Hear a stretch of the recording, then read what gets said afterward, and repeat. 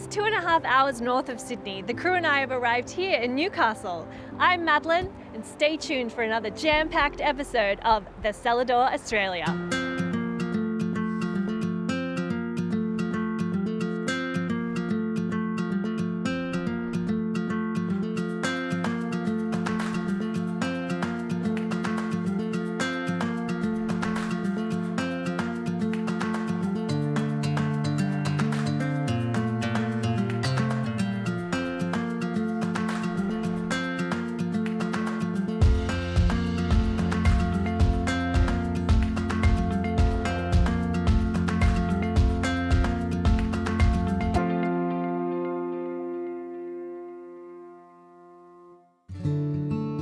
This is the first time the Cellar Door has made its way to the harbour city of Newcastle.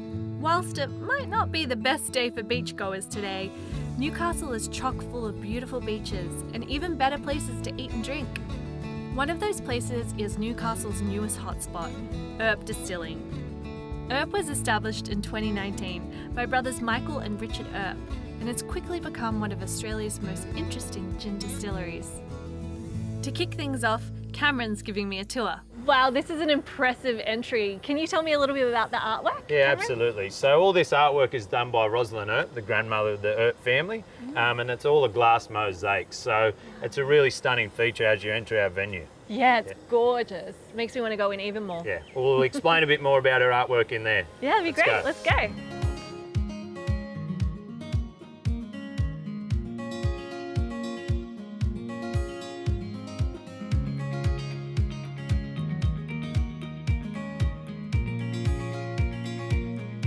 For us starting the distillery, it was about giving an experience and teaching people about the spirits and what they're actually drinking in their glass.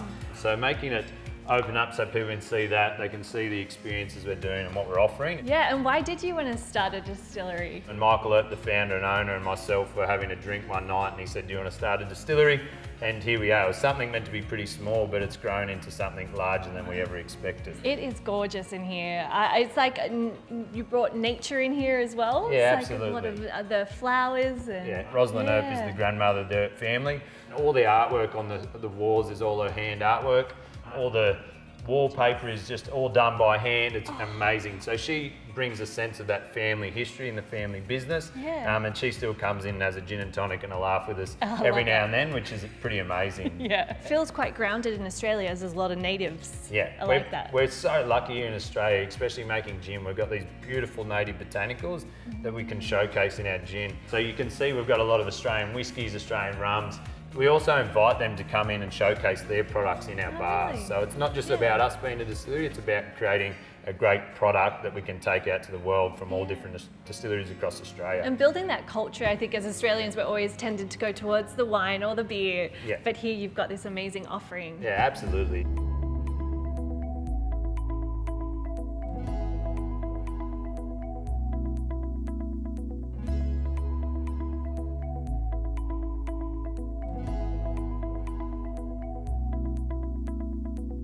We've also got this beautiful space here. It's an amazing function space where we do live music. We had a fashion show here. We had a full art show raising money. This space is just ever growing, and for us, it's that passion of just bringing a hospitality hub with the distillery. So it's lots of long days and long nights, but yeah, it's all about pushing the business and creating this great vibe that we've got going on here. Yeah. So it seems like you've got such a community spirit and community focus here. Yeah, absolutely. The family business and working for the Earp family it's such an honour, and we're ever grateful for what the community gives back to us. So we're always giving. As you can see, some of these buildings here is still in the top of town. This is in the top of Newcastle, and you'll still be able to see this Earp bond store, which was, when you can see it's horse and cart, and it's so long ago that the family history is just so rich in this community. So the atmosphere and the people we have coming here is a real passion for why we want to keep offering more and more. Cameron, this is an impressive space. What goes on in here? Yeah, this space is built over time, and we've added more and more things. We have live music, so some great artists, acoustic, jazz bands. We also do our blending classes and our guided tastings. We also do an art class once a month, so you can come in and paint your own ceramic bottle, fill it with gin, and away you go. The venue itself, we've tried to make it an experience-based venue. So you can have your gin school, your gin blending class, your art class, your food, your drinks. We've done a lot in a short time, but we want to offer that experience where people can leave knowing that they've learnt something about the product they're drinking or learnt something about what they can actually do with the product, and that's blending the gin or making their own gin. So That's so fun. I would love to do one of those experiences. Yeah, well, lucky today we have an experience set up for you. So Vanessa, one of our first employees that we ever employed, she runs all our experiences full time, and I think you might be able to make your own gin. Oh, that's going to be great. Thank you so much, Cameron. No worries.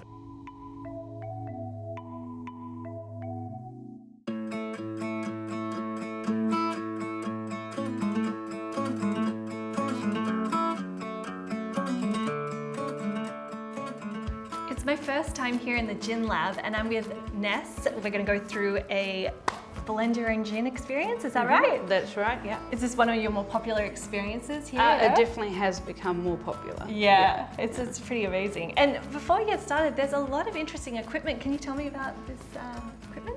Yeah, so these are our mini stills. We use them for experimentation as well as we do spirit schools to teach people how to make their own gin, essentially becoming a distiller for day. It really is a lab then. Yeah. It's not just a nice name. No, it's a lab.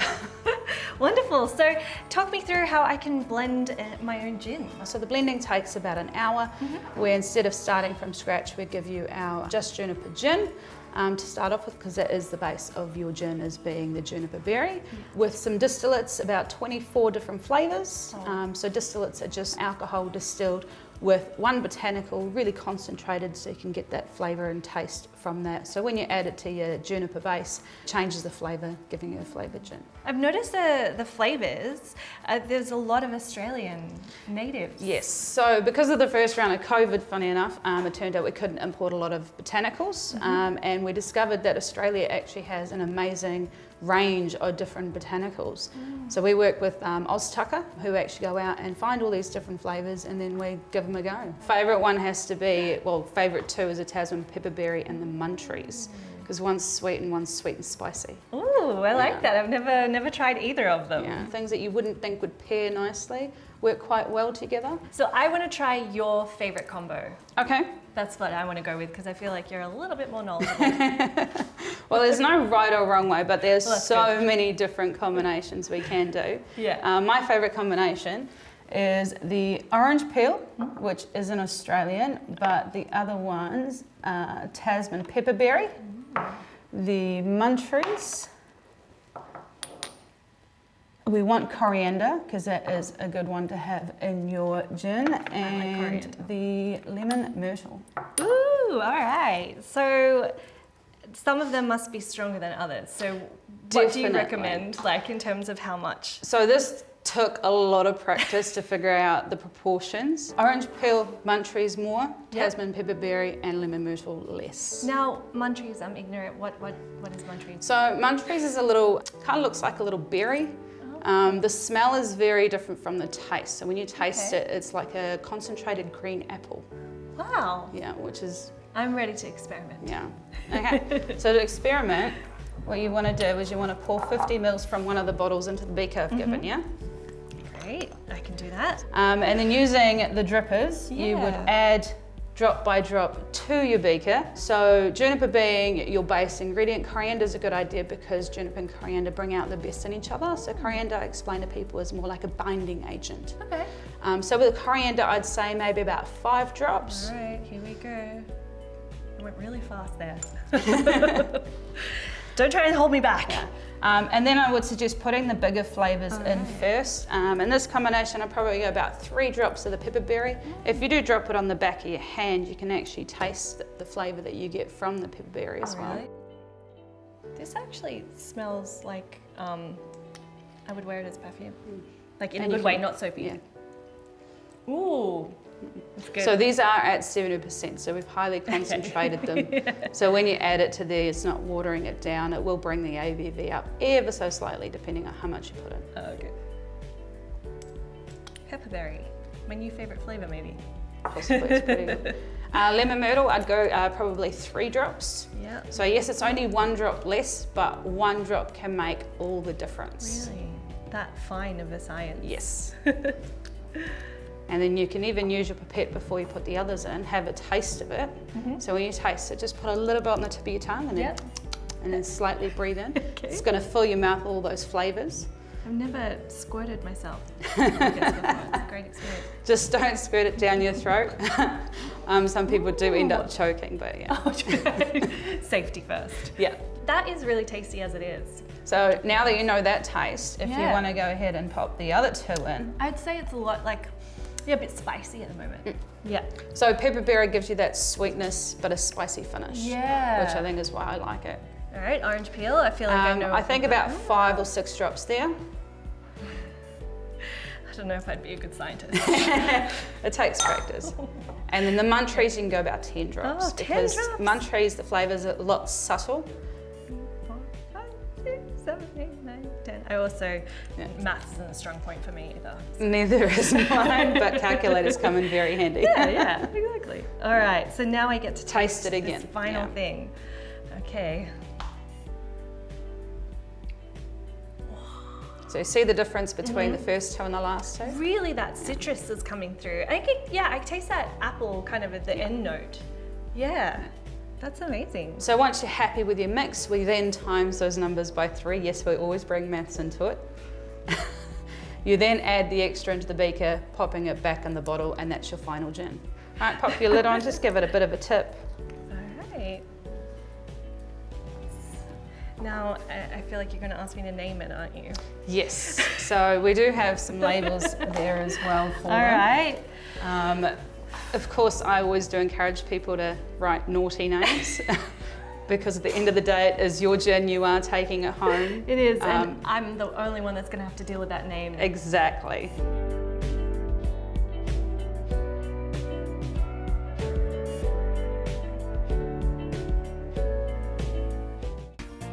Whilst filming the Cellar Door in the Newcastle region, our crew chose to stay at the Gateway. The Gateway is a stunning boutique hotel featuring 93 rooms, suites and apartments. Right in the heart of town, it's perfect for overnight stays before leaving via Newcastle Airport, with just the right amount of space for the corporate traveller or for couples wishing to escape. Plus, only a short drive from many of Newcastle's beaches, local shops and bars. To book your stay at the Gateway, visit gatewayinn.net.au.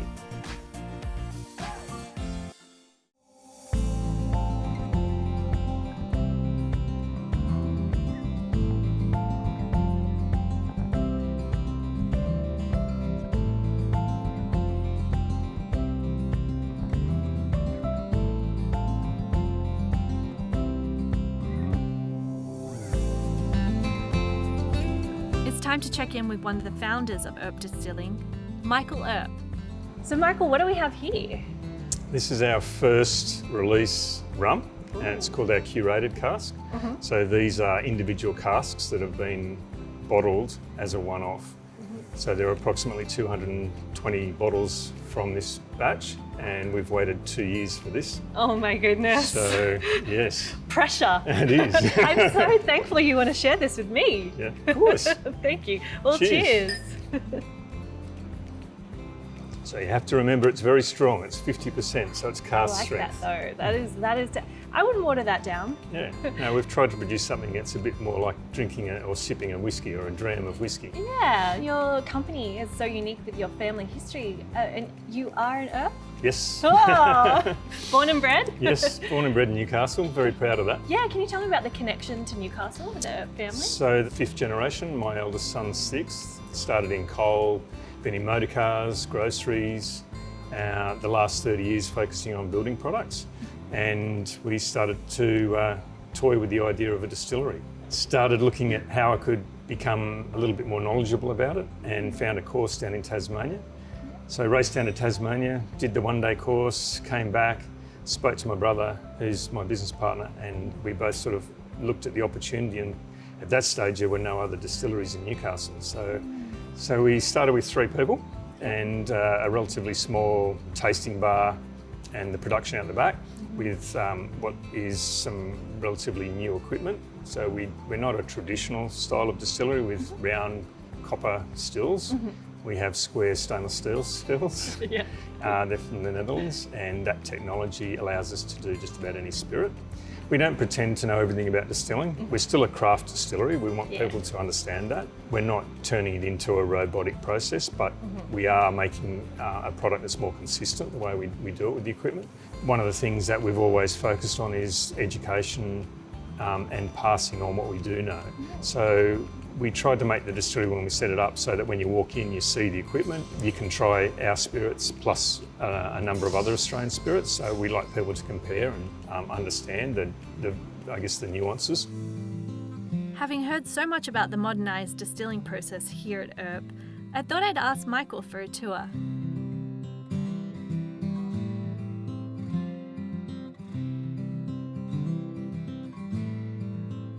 This is the still. This is Zeus, which is our 5,000 litre still. And as you can see, it's not copper. No. And it has a lot of advantages for us in terms of sustainability, which is very important. We are about to put a 100 kilowatt solar system on the roof. So this is electric element, and that will power an awful lot of our power for both this still, the other equipment. What we do is in our laboratory, we have a 5 litre still, and we do the development on that still. And we also have a 500 litre still here besides Zeus, and that allows us to scale everything up and keep all the ingredients in the right proportions and all the temperatures consistent to give us the same product over and over again. Yeah. It's very important for us in terms of the ingredients also that we're supporting local. So all the grain is from farmers within Australia and as close to the distilleries we can possibly get. We also make sure that all of the byproduct that we have doesn't go down the sewer. It actually goes to a farm up in the Hunter Valley and they recycle it all. So it goes to a pig farm and feeds cattle as well. The water that we use for cooling is all recycled. So we try to do whatever we can for recycling and sustainability in the whole process. It's incredible. And it looks a little high tech. I've never seen a still with a little touchpad in the Computer. front. Yeah. What does that help you do? We maintain the process involves what we call cuts in distillation. So we have a heads, a tails, which are the parts that we usually don't use, and we have the hearts, which is the middle of the distillation run. So this allows us to actually do that within 0.1 of a degree for those different cuts. And that again gives us the consistency that's very difficult to get on traditional equipment. We put a copper dome under the column purely just to give us a little bit of copper in the vapour path. The black coating on here, this is insulation, so a copper still is actually throwing off a lot of the heat in that process. We maintain the heat with this insulation, so this can be up to 70% more efficient than a traditional still. Wow. And can you tell me about the little springs? What they do is they create a massive surface area in the column. So this acts as a boiler and you end up with vapours rising up through that column. As those vapours go up to the top, they're cooled and condensed, and then they fall back down through the aperture on the right-hand side there and out into the different vessels, and then we separate out the different types of alcohol. So that packing allows us to actually separate different alcohols out in the process. It's such a smart little It is. big machine. Yeah, it can produce an awful lot of alcohol. It's always going to be a good aspect to it still. Good job, Zeus.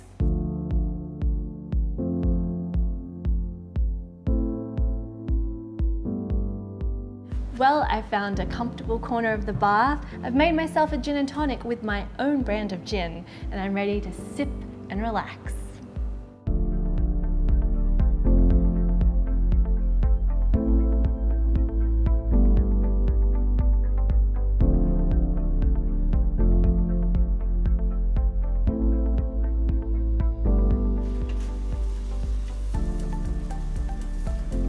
I've had a blast at Earp Distilling, but my day's not over.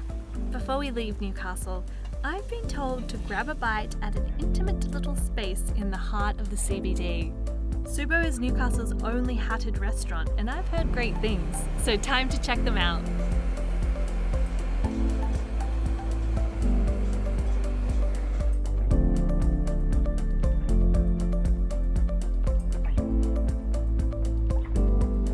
I sat down with head chef Cooper to get the lowdown. Cooper, this looks incredible. Can you talk me through this creation? Okay, so the dish is a new season tomato sorbet. It's got some balsamic spherification, fresh tomato, and some new season flowers as well. Just a little cracked pepper over the top, and then to finish the dish is a parmesan consomme, and it's paired with a Naringa pet nat from Adelaide Hills. So yeah, you should enjoy the dish for sure. Yeah. What inspired you to create this dish? It's a bit of an interesting one because you kind of got something hot and something cold. As you sort of eating the dish, you kind of get like, it'll start to chill and make sense like to eat. We've been playing with tomatoes here for a while now. The summer's sort of started and through spring as well. So it looks so beautiful. I'm like, just want to admire it before I start. And the broth pouring over the top as well, that was to complement the different temperatures? Yeah, and so contrast it? yeah, it's kind of quite a strange mouthfeel, but yeah, it'll change as well as you're eating the dish. It starts quite warm and then it'll start to chill out, and super umami from the parmesan consomme. Yes. So, Yeah, I really feel that. yeah, it's That's delicious. coat the tongue quite well. That is really, really tasty. And it's just so beautiful as well. Thank you. Yeah. The wine will definitely bring out a lot of different notes in the tomatoes as well. It's quite an interesting pairing. Might have to do a little sip in between. Why not? Where's the wine from? From Adelaide Hills, a single ferment in the bottle, so pet nat. It's quite an interesting sort of bubbly, fruity kind of wine. Yeah, definitely. Delicious. Now, time for dessert. It's a yuzu diplomat, black sesame ice cream, some freeze-dried pineapple, and over the top is just some little textures. So you've got a pistachio texture, a dehydrated milk texture, and the other one is like a sugar crisp, so just straight almonds and sugar. If only every episode ended with this dessert. Oh, that's pretty good. I hope you've enjoyed your time with us, and I can't wait to see you next time on the Cellar Door Australia.